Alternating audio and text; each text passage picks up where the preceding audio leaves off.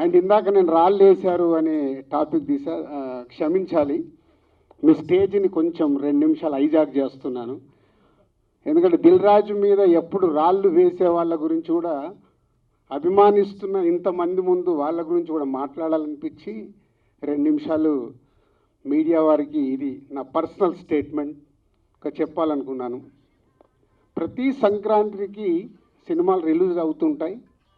Release అవుతున్నప్పుడల్లా director indirect నేను కష్టపడి ఎదిగి ఇవాళ ఇండస్ట్రీలో ఈ పొజిషన్లో ఉన్నందుకు ఎప్పుడు ప్రతి సంక్రాంతికి ఏదో రకంగా కాంట్రవర్షియల్ చేస్తూ నా పైన స్టోన్స్ వేస్తూనే ఉంటారు. అది ఆల్మోస్ట్ మీరు అందరికీ తెలియంది కాదు, 7-8 ఇయర్స్ నుంచి నడుస్తూనే ఉంది. సో నేను చిరంజీవి గారు మాట్లాడుతూ వారు ఎంత బాగా చెప్పారు, దిల్ రాజుకు తెలుసు దేనికి ఎలా ఏం చెయ్యాలి అని, ఈజ్ ఎక్స్పీరియన్స్ పర్సన్ అని.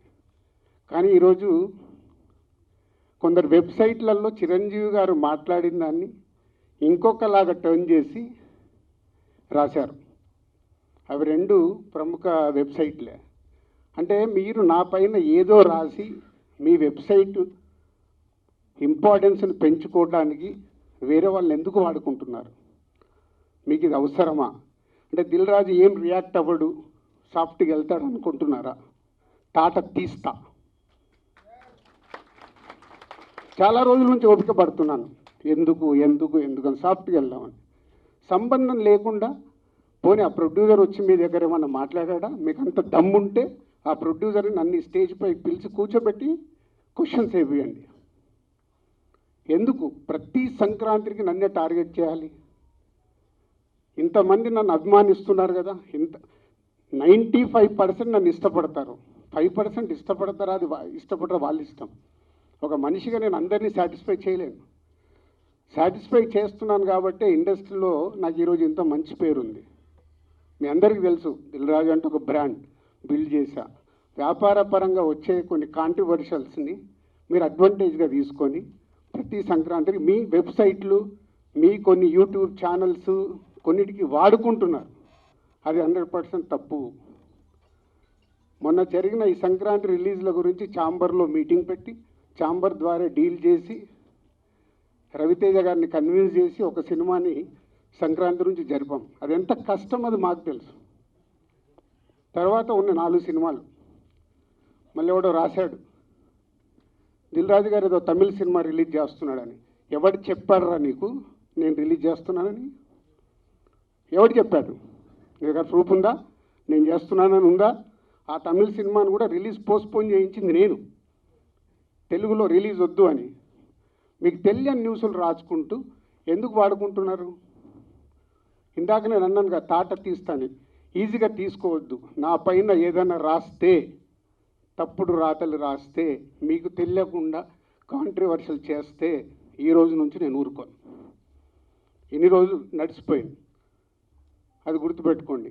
4 సినిమాలు రిలీజ్ ఉన్నాయి. మహేష్ బాబు గారు, వెంకటేష్ గారు, నాగార్జున గారు, దాంతోపాటు హనుమాన్ సినిమాని నేను రిలీజు ఆపాలి అని చెప్పానని రాశారు. ప్రొడ్యూసర్ని డైరెక్టర్ని నన్ను పిలిచి నేను సినిమా ఆపాలని అడిగానా? సినిమా 14వ తారీఖు రిలీజ్ చేసేయండి అని చెప్పాను. 12 మహేష్ బాబు సినిమా ఉంది కాబట్టి 14th చేస్తే మీ సినిమాకు ఉపయోగం, మీ సినిమాకు నంబర్ ఆఫ్ థియేటర్స్ దొరుకుతాయని చెప్పాను. కానీ దాన్ని ఇంకొక విధంగా మార్చి రాశారు. చిరంజీవి గారు మాట్లాడింది ఇంకొకలాగా కన్వర్ట్ చేసి రాస్తున్నారు. మీకు కావాల్సిన దాన్ని హైలైట్ చేయకండి. నెగిటివ్ వైబ్స్ ఉండకుండా పాజిటివ్గా బతికితే బాగుంటుంది. నెగిటివ్గా బ్రతకడం ఇంపార్టెంట్ కాదు, అందరం పోయే వాళ్ళమే, ఇక్కడ ఉండటానికి రాలా. నెగిటివ్ ఎందుకు? నెగిటివ్ వైబ్స్ ఎందుకు? మీ వెబ్సైట్లు, మీ ఛానల్స్ ఇంప్రూవ్ అవ్వాలని నెగిటివ్ వైబ్స్ని తీసుకొస్తారా? ఈరోజు హనుమాన్ సినిమా ప్రపంచవ్యాప్తంగా రిలీజ్ అవుతుంది. నాట్ ఓన్లీ తెలుగు స్టేట్స్, తమిళ్లో రిలీజ్ అవుతుంది, కన్నడలో రిలీజ్ అవుతుంది, హిందీలో రిలీజ్ అవుతుంది. ఎక్కడ థియేటర్ లేవా? దొరకట్లేదా? మీకు తెలియని విషయం ఏంటంటే నైజాములో 7-8 సెంటర్లలో Mahesh Babu cinema, Hanuman cinema release అవుతుంది. వెంకటేష్ గారి సినిమాకి, నాగార్జున గారి సినిమాకి థియేటర్ లేదు. మీకు తెలుసా అది? చిరంజీవి గారు, Nagarjuna garu, Venkatesh garu, they are not a small heroes. 30 ఏళ్ళ నుంచి ఇండస్ట్రీలో ఒక స్టార్ హీరోగా ఉన్న ఇమేజ్ ఉన్న వాళ్ళకు కూడా థియేటర్ లేవు. ఇవి మీకు కనిపించవు. ఎంతసేపు వాళ్ళకు రావాల్సిన మైలేజ్ గురించి ప్రయత్నం చేస్తూ, సో ఈరోజు కొన్ని కోట్లు ఖర్చు పెడితే రాని ప్రమోషన్ని హనుమాన్ సినిమాకు వచ్చింది. గుడ్, చిన్న సినిమా సూపర్ హిట్గా అవ్వాలి అని మనస్ఫూర్తిగా కోరుకుంటున్న దాంట్లో నేను ఒక్కరిని. ఎందుకంటే సినిమా ఆడితేనే గ్లోబల్గా పెరుగుతాం. మన చేతిలో ఉండదు, మనం కష్టపడి సినిమా తీస్తాం. ఇవి తెలియకుండా మీ పిచ్చి రాతలతోని ఏం చేద్దాం అనుకుంటున్నారు? మళ్ళీ మళ్ళీ మళ్ళీ చెప్తున్నా, నా గురించి ఎక్కడన్నా తప్పుగా నా పేరు పెట్టి రాస్తే తాట తీస్తా. దీంట్లో తేడా లేదు. నిజాయితీగా మీకు ఏదైనా న్యూస్ ఉంది రండి, 24 hours అవైలబుల్. మీకు ఏదైనా న్యూస్ కావాలి, సార్ ఇలా ఉంది ఇదేంటని అడగండి, నేను సమాధానం ఇస్తాను. నా పిఆర్ వాళ్ళు కూడా మాట్లాడారు డైరెక్ట్. ఎప్పుడన్నా మీ మీడియా వాళ్ళందరికీ తెలుసు ఐఎమ్ అవైలబుల్ ఎనీ టైం. మీ మెసేజ్లకు నేను రిప్లై ఇస్తాను, మీ ఫోన్ కాల్స్కి నేను రిప్లై ఇస్తాను. చెప్పండి మీ మీడియా వాళ్ళందరూ, ఎప్పుడన్నా నేను లేనా, అవైలబుల్ లేనా? దేనికి? మీ మైలేజ్ కోసం నన్ను వాడితే మళ్ళీ మళ్ళీ చెప్తున్నా, తాట తీస్తా, గుర్తుపెట్టుకోండి. అండ్ సారీ అండి, మీ డయాస్ వాడుకోవాల్సి వచ్చింది. చాలా ఎమోషనల్గా ఉన్నా. ఎందుకంటే 2-3 ఫోన్లు చేసి వాళ్ళు బాధపడుతుంటే నా వల్ల వాళ్ళు ఫస్ట్ ఎన్నో ప్రెస్ మీట్లకి ఎన్నో ఫంక్షన్స్కి ప్రసాద్ ప్రివ్యూ థియేటర్ రావడం జరిగింది. కానీ ఫస్ట్ టైం ఇంతమంది ఈ అనౌన్స్మెంట్కి వచ్చారంటే నిజంగా చాలా టీం అందరినీ అప్రిషియేట్ చేయాలని ఉంది. ఇందాక దొరైని అడిగితే మేనేజర్లం కదా సార్ అంటే మీ స్ట్రెంత్ ఏంటో కరెక్ట్గా చూపించారనిపించింది. సో నిజంగా మీరు అందరు ప్రొడ్యూసర్లు అవుతే ఇండస్ట్రీ ఎంత బాగుంటుంది. సో రాజేష్ నీలాగా కొత్త వాళ్ళు రావాలి. అలాగే new producer Narasimha Reddy, Ramanareddy and Mohan director and ఇంతమందితో Srikakulam Sherlock home title కొంచెం క్యాప్షన్ చదవడం కొంచెం టఫ్గా ఉంది. So all the best. 24 మంది డైరెక్టర్లతో ఒక టైటిల్ని లాంచ్ చేయించుకొని ఈరోజు ఈవెంట్కు నన్ను పిలిచి లాంచ్ చేయించుకుంటున్నందుకు మీ ఓల్డ్ టీమ్కి all the best. Me cinema మంచి సక్సెస్ అవ్వాలి. ఎందుకంటే చూస్తుంటే ఏదో వైబ్ కనిపిస్తుంది. ఇంతమందితో ఈవెంట్ జరుగుతుందంటే లోపలికి వచ్చేటప్పుడు అన్నాను, ప్రివ్యూ థియేటర్ ఫుల్ అవ్వడం కాదయా, రేపు సినిమా రిలీజ్ అయినప్పుడు థియేటర్లు ఇలా ఫుల్ అవ్వాలి అని. So all the best.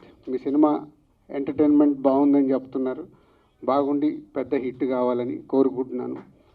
Actually నేను ఫంక్షన్కి నిన్న వచ్చి అడిగినప్పుడు నేనున్న బిజీలో అసలు టైం ఎలా ఇవ్వగలుగుతానంటే రాజేష్ వచ్చి సార్ కొంచెం ఫేస్ని ఏదోలాగా మార్చుకుంటే అలా చూసి వస్తానులే అని చెప్పా. సో టైమింగ్స్ మార్చి పిలిచారు. వచ్చే ముందు కూడా చాలా మెంటల్గా చాలా డిస్టర్బ్గా ఉన్నాను. బట్ ఆఫీస్లో సార్ వెయిట్ చేస్తున్న దూరం ఫోన్ చేస్తే వచ్చిన తర్వాత చాలా రిలీఫ్ ఉంది. మీ అందరినీ చూశాక అంటే ఇందాక ఎవరు అన్నారు మీడియా వాళ్ళు అక్కడి నుంచి అన్నీ మీ ఫోటోలో పెట్టారంటే నా పైన మీకు ఇంత అభిమానం ఉన్నందుకు ఇంకంతకంటే ఎక్కువేం కావాలి అనిపించింది నాకు. సో ఇండస్ట్రీలో ఎప్పుడు రకరకాల పీపుల్తో జర్నీ చేస్తాం. ఎప్పుడు రాళ్ళు వేయాలో వేసేవాళ్ళు మన పక్కన ఉంటూనే రాళ్ళు వేస్తూ ఉంటారు. కానీ ఇలా చూసిన తర్వాత ఒక చిన్న సినిమాని నేను ఎంత సపోర్ట్ చేస్తాను, మీరు ఇలా ఒక చిన్న సినిమా చేస్తున్నప్పుడు వచ్చి మీకు ఈరోజు నన్ను పిలిచినందుకు మీ సినిమాకి ఈరోజు మీడియా ద్వారా దిల్ రాజు గారు లాంచ్ చేశారు, ఇంతమంది డైరెక్టర్ లాంచ్ చేశారంటే డెఫినెట్గా చాలామందికి ఇది రీచ్ అయ్యే అవకాశం ఉందని మీరు నన్ను పిలిచారు. డెఫినెట్గా మీ టైటిల్ రీచ్ అయ్యి రేపు మీ కంటెంట్ కూడా బాగా రీచ్ అయ్యి పెద్ద హిట్ కావాలని కోరుకుంటున్నాను.